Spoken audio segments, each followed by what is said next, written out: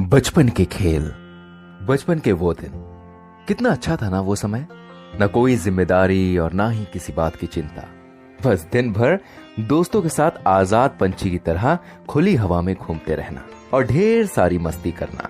लेकिन अब ना तो वो दोस्त साथ हैं और हवा भी जैसे दम घोटने की साजिश रचती है। बचपन की वो मासूमियत और शरारतें कैसे भूल सकते हैं। दोस्तों के साथ खेलते खेलते कब बात लड़ाई तक पहुंच जाती थी पता भी नहीं चलता था। लेकिन सबसे अच्छी बात तो ये थी कि ये गुस्सा बस चंद पलों का ही मेहमान होता था।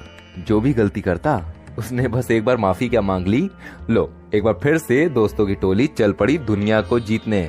बचपन के खेल तो सबसे ज्यादा याद आते हैं। सही कह रहा हूं ना? न जाने कहां गए वो दिन। समय के चक्र में हमने उस सुनहरे बचपन को खो दिया। उस समय खेल भी कितने मजेदार होते थे ना। सभी दोस्तों का एक साथ मैदान पर खेलना, खूब शोर करना, लड़ना झगड़ना, एक साथ खाना पीना और ढेर सारा मजा करना। लेकिन अब ऐसा नहीं है। तो क्या वो खेल आज नहीं है? क्या समय के साथ ये खेल भी खत्म हो गए हैं? आज भी कई बच्चे इन खेलों को खेलते हुए मिल जाएंगे, लेकिन ज्यादातर बच्चों का बचपन तो किताबों का बोझ ढोते हुए ही निकल रहा है। गणित और विज्ञान के कठिन सवालों ने चक्रव्यूह रचा है, जिससे तो शायद बड़े बड़े महाबली ना निकल पाते। फिर ये तो नन्ही सी जान है। आजकल के बच्चे और उनके माँ बाप तो जैसे हर एग्जाम में पहला स्थान ही चाहते हैं। उनकी जिंदगी का मकसद तो बस यहीं तक सिमट कर रह गया है। और एक हम लोग थे जिनकी जिंदगी में भी प्रतिद्वंदता की कोई कमी नहीं थी। हर खेल में जीतना ही एकमात्र लक्ष्य रहता था। कुछ खेल तो ऐसे होते थे कि जैसे स्कूल का फाइनल एग्जाम हो, जीतना है तो मतलब जीतना ही है। और अगर जीत ना मिली तो ऐसा लगता था मानो एग्जाम के परिणाम में फेल हो गए हों। और अगर जीत जाते तो फिर दोस्तों की खैर नहीं होती थी। उनका एकदम से मजाक बनाया जाता था और अपने आप को सर्वश्रेष्ठ साबित करने के लिए इतनी लंबी लंबी फेंकी जाती थी। खैर, बचपन चंचलता से भरा हुआ होता है। वो चंचलता तो आज भी है, लेकिन दुनिया सीमित हो गई है, बचपन सीमित हो गया है। याद है वो बचपन के पल जब सभी दोस्त सुबह से खेल के मैदान पर डेरा जमा लिया करते थे। याद ही होगा आपको। कभी क्रिकेट तो कभी फुटबॉल खेला करते थे। हम में से ज्यादातर लोगों का बचपन 1983 वर्ल्ड कप के उन सुनहरों पलों के साथ गुजरा है, जब भारत ने क्रिकेट में विश्व विजय करके इस खेल को हमारे दिलों में बसा दिया था। किसी को कपिल देव बनना था तो किसी को सुनील गावस्कर।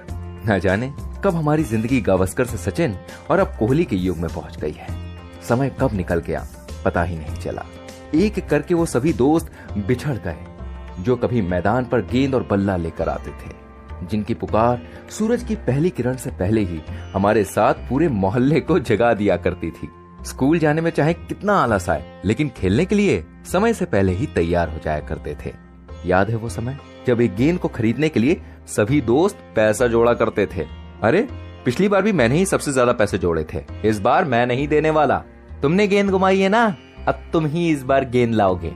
न जाने ऐसी कितनी ही गेंदें आज हम अकेले ही खरीद लेते हैं, लेकिन वो दोस्त कहां से लाएंगे? वो दोस्तों का साथ और वो दोस्ती के लम्हे पैसे से नहीं खरीदे जा सकते मेरे भाइयों। बचपन में कबड्डी हमें बहुत प्रिय थी।